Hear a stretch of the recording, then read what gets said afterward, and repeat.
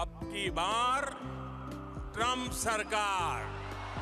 अब अगर आगे बढ़ने की बात आ जाती है तो यहाँ पर मैं आपको बता दूं, वैसे खबर आपने शायद सुन ली होगी कि प्राइम मिनिस्टर मोदी जब अपने विजिट पर अमेरिका जा रहे हैं तो वहां पर जो उनका मेन मकसद वैसे तो बताया जा रहा है कि क्वाड समिट की मीटिंग को अटेंड करना है, लेकिन इसके अलावा जो भारतीय समुदाय को वो संबोधित करने जा रहे हैं ये सबसे महत्वपूर्ण इवेंट रहेगा। क्योंकि मैंने आपको लास्ट वीडियो में भी बताया था कि 20,000 या उससे ज्यादा संख्या में भारतीय समुदाय के वहां लोग हो सकते हैं और अमेरिका की पॉपुलेशन के हिसाब से इतना बड़ा वोटर बेस बहुत हो गया किसी भी पार्टी के लिए उसे एज दिलवाने के लिए या फिर उसे निपटाने के लिए। अब यहाँ पर मैंने आपसे बात की थी और मैंने आपको बताया था कि दोनों ही पार्टियां यानी जो डेमोक्रेटिक पार्टी है जो कि जो बाइडेन की है और जो रिपब्लिकन पार्टी है यानी डोनाल्ड ट्रंप वाली पार्टी, इन दोनों ही पार्टियों के प्रतिनिधि ये हर हाल में चाहेंगे कि इस समारोह में पहुंचा जाए और अपने लिए कुछ न कुछ यहाँ से बटोर कर लाया जाए। और पीएम मोदी भी अपनी इसी अहमियत को इन्हें बताने के लिए वहां पर जा रहे हैं और इस प्रोग्राम को आयोजित करवाएंगे।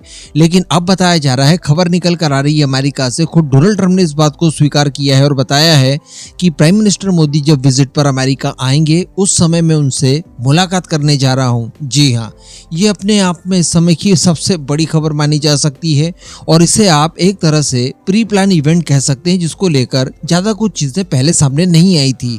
और इसे आप ऐसा भी कह सकते हैं कि ये अमेरिका से पीएम मोदी का एक बदला होगा, बिल्कुल इंस्टेंट बदला। देखिए, जब भारत के अंदर इलेक्शन हुआ था तो अमेरिका किस लेवल पर इंटरफेयर कर रहा था भारत के इलेक्शंस के अंदर वो आप सभी लोगों ने देखा। हरा नहीं पाया लेकिन आज भी उसने अपना इंटरवेंशन कम नहीं किया है और मोदी गवर्नमेंट जो कि इस समय कमजोर दिखाई दे रही है क्योंकि बहुमत के आंकड़े को वो टच नहीं कर पाई है, तो उसे गिराने के लिए हर संभव प्रयास इस समय उनके द्वारा किया जा रहा है। रशिया की तरफ से भी बार बार कहा गया कि अमेरिका द्वारा भारत के इलेक्शंस के अंदर इंटरफेयर किया जा रहा है। तो अब बारी आ जाती है पीएम मोदी की, क्योंकि अब अमेरिका के अंदर इलेक्शन का मौसम बिल्कुल पीक पर पहुंच चुका है। दोनों ही पार्टियां बताया जा रहा है कि नेक टू नेक चल रही है और जिसे भी थोड़ा बहुत एज मिल जाता है समझ लीजिए उसका बेड़ा पार हो जाएगा। ऐसी परिस्थिति में अगर Donald Trump prime minister Modi से मिलते हैं और वहां पर इनडायरेक्ट वे में पीएम मोदी अगर डोनाल्ड ट्रंप को अपना समर्थन दिलाते हैं तो डेफिनेटली उन्हें काफी ज्यादा एडवांटेज हो सकता है। और वैसे भी प्राइम मिनिस्टर मोदी जब अपनी स्पीच देंगे और भारतीय समुदाय को संबोधित करेंगे उस दौरान भी वो बातों बातों में कई सारी ऐसी चीजों को जरूर उठाएंगे जिसको लेकर अमेरिका की करंट गवर्नमेंट कहीं ना कहीं हतोत्साहित जरूर होगी। तो ये कमला हैरिस के लिए तो बिल्कुल भी अच्छी खबर नहीं है, क्योंकि जो बाइडेन तो जो ब्लंडर करना चाहते थे वो उन्होंने कर भी दिया, वो जा भी रहे हैं, रिटायर होंगे। लेकिन कमला हैरिस को चूंकि ये इलेक्शन लड़ना है, आगे कुछ और समय तक अपने आप को स्थापित करके रखना है, इसी वजह से उनके लिए ये बिल्कुल भी अच्छी खबर नहीं हो सकती। और अगर डोनाल्ड ट्रंप की बात की जाए तो वो पूरे अग्रेशन के साथ इलेक्शन लड़ रहे हैं, दो असासिनेशन के अटेम्प्ट हुए उनके ऊपर, लेकिन उनके कॉन्फिडेंस में बिल्कुल भी कमी देखने के लिए नहीं मिल रही है। और ये यूथ को अपनी तरफ अट्रैक्ट करने के लिए उनकी सबसे अच्छी पॉलिसी मानी जा रही है।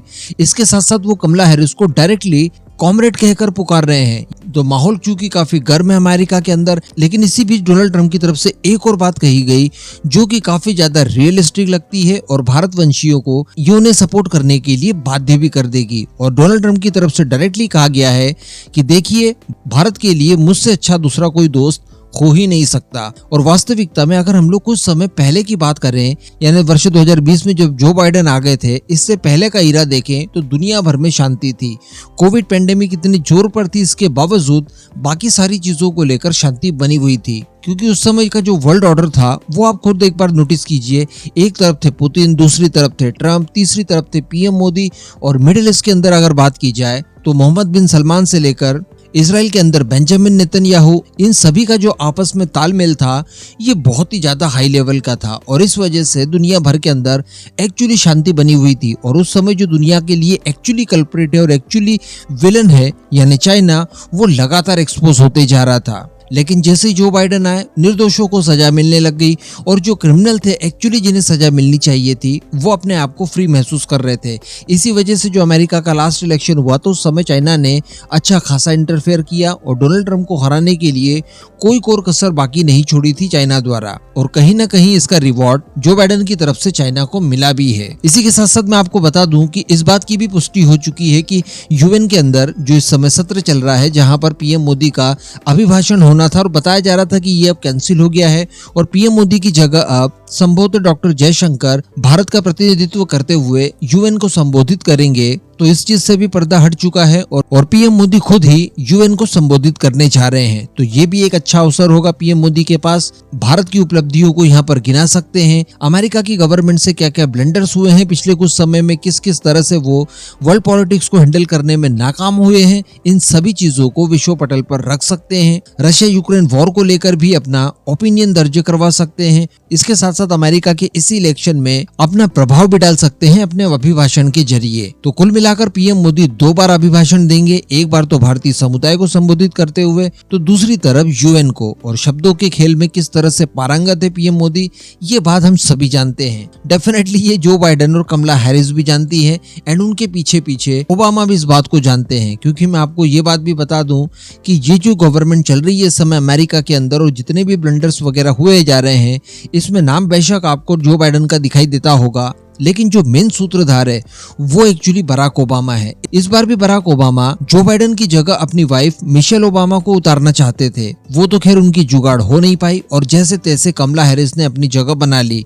अगर कमला हैरिस एक्चुअली यहाँ पर राष्ट्रपति बन जाती है और अमेरिका की सत्ता उन्हें मिल जाती है, तो एक बार फिर से एक कठपुतली सरकार अमेरिका के अंदर आ जाएगी और उसका संचालन भी ओबामा ही करेंगे, जो कि बिल्कुल इसी तरह का कार्यकाल रहेगा। और कमला हैरिस जो बाइडेन से ज्यादा भारत के लिए खतरनाक साबित हो सकती है। हालांकि डोनाल्ड ट्रंप को लेकर कुछ चीजें हमें भी प्रॉब्लमेटिक लग रही है, जो कि टैरिफ को लेकर बताई जा रही है कि भारत हमारे साथ अन्याय करता है, हमारे उत्पादों के ऊपर ज्यादा टैरिफ लगा देता है ताकि अपने मार्केट में वो जगह ना बना पाए और हमारे मार्केट में जगह बनाने के लिए हमसे टैरिफ कम करवाता है। तो ये सारी चीजें नहीं चलने दी जाएगी।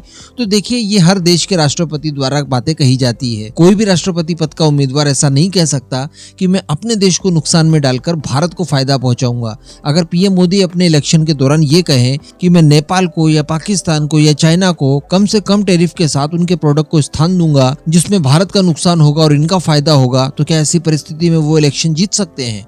नहीं जीत सकते। तो डेफिनेटली उन्हें अमेरिका फर्स्ट की पॉलिसी अपनानी होगी। इवन हर राष्ट्र अध्यक्ष को अपने देश को पहले ही रखना चाहिए। हम खुद भी हमारे राष्ट्र अध्यक्ष से यही उम्मीद करते हैं कि वो अपने राष्ट्र को अपनी पॉलिसीज के अंदर प्रथम रखे। बाकी उनके कार्यकाल के दौरान हम लोगों ने देखा कोई टेंशन नहीं थी, बढ़िया शांतिपूर्वक माहौल था और भारत अमेरिका के रिलेशनशिप बिल्कुल पीक पर पहुंच गए थे। इस बार अगर वो दोबारा आ जाते हैं तो देखिएगा और अच्छे संबंध हो जाएंगे। वो बिजनेस माइंड व्यक्ति है, वो बाकी सारी चीजों को लेकर बिजनेस करना चाहेंगे। ट्रेड भी उन्हीं के समय ज्यादा बढ़ा था, अब और भी ज्यादा बढ़ चुका है। वो आ जाएंगे अगर, तो इसकी और ज्यादा बढ़ने की उम्मीदें कई गुना ज्यादा बढ़ जाएगी। और सबसे बड़ी बात कि भारत के अंदर जो कड़े फैसले लेने के लिए इस समय काफी ज्यादा जरूरत महसूस हो रही है, वो सारे कड़े फैसले भी भारत निर्भीक होकर ले पाएगा, क्योंकि उसे पता होगा कि अमेरिका या फिर उसके अन्य सहयोगी देशों की तरफ से किसी भी तरह का अननेसेसरी प्रेशर नहीं आएगा। अब इस पूरे मुद्दे पर आपका क्या मानना है और अमेरिका के इलेक्शन को लेकर आपकी क्या राय है, नीचे कमेंट करके जरूर बताइएगा।